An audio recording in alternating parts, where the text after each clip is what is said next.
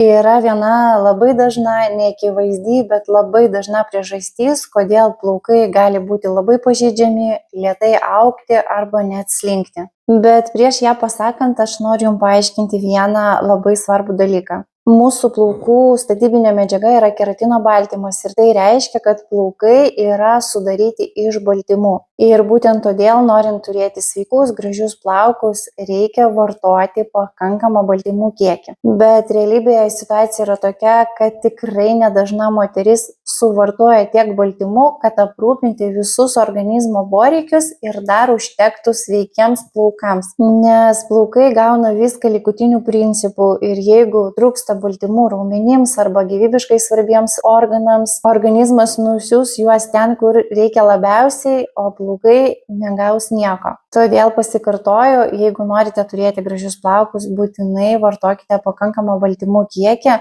Na, o kiek jų reikia vartoti, rasite šio video aprašyme.